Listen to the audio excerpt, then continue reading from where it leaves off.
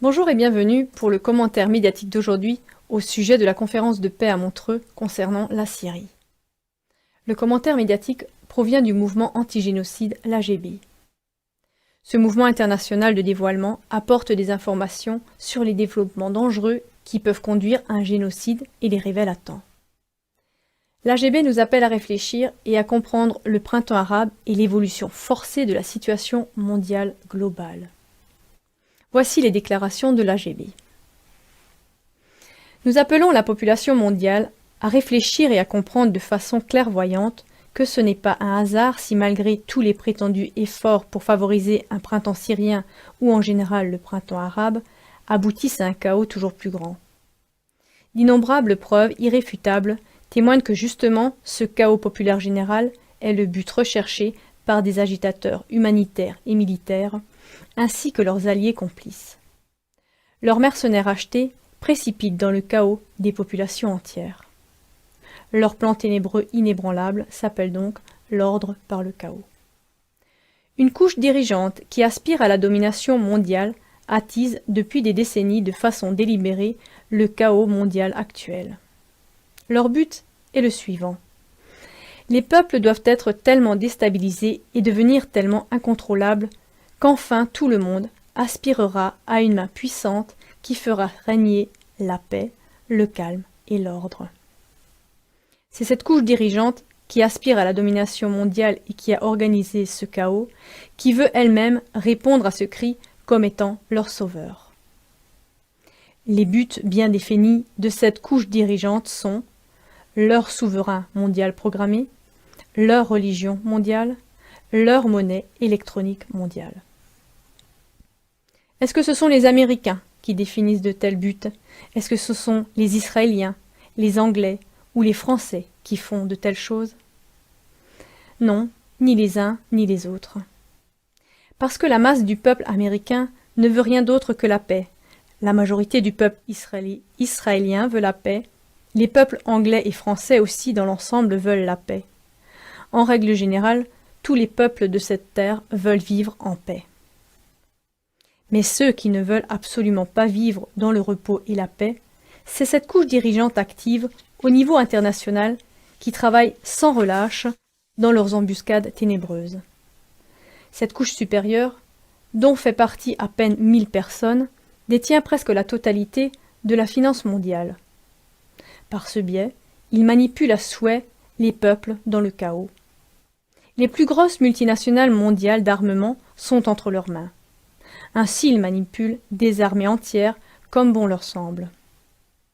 En plus de cela, toutes les plus grosses multinationales sont aussi entre leurs mains au niveau mondial. Les mass médias, les multinationales pharmaceutiques, alimentaires et pétrolières, etc.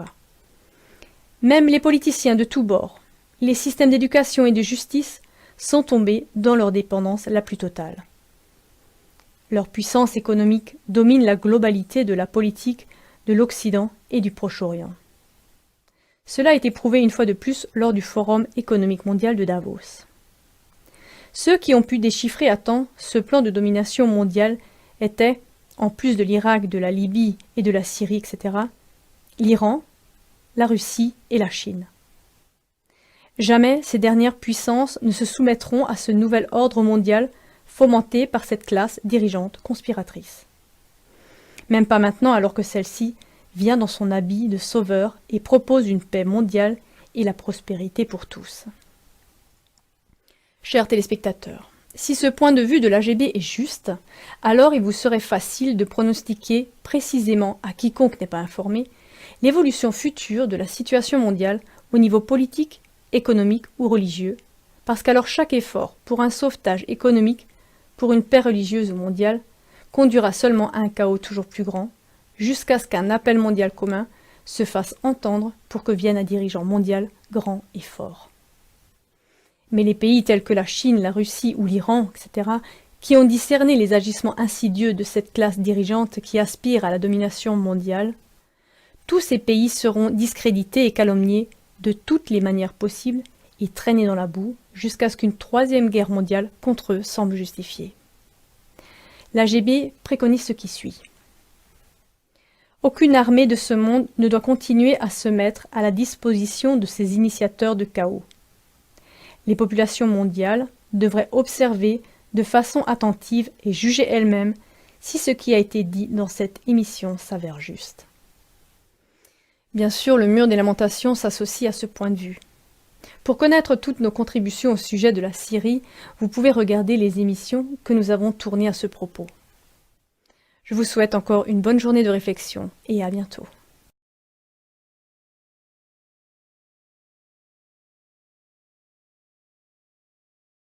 Bonjour chers téléspectateurs, voici de nouveau un commentaire médiatique. Aujourd'hui nous allons vous parler des événements qui se passent à Kiev, la capitale ukrainienne.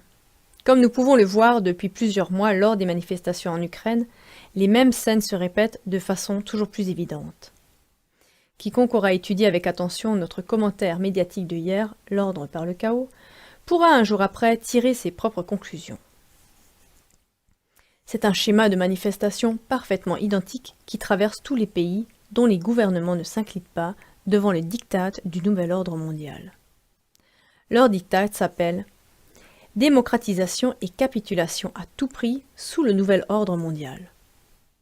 Ce nouveau prix comprend aussi, dans le cas de l'Ukraine, la soumission à l'Union européenne. Mais si, lors de ce processus de démocratisation obligatoire, un président élu légalement, tel que Yanukovych, rejette la fusion par contrat avec l'Union européenne, l'enfer se déchaîne. Alors en Ukraine, il se passera d'un jour à l'autre la même chose qui s'est passée auparavant en Tunisie, en Égypte, en Irak, en Libye, en Syrie, etc.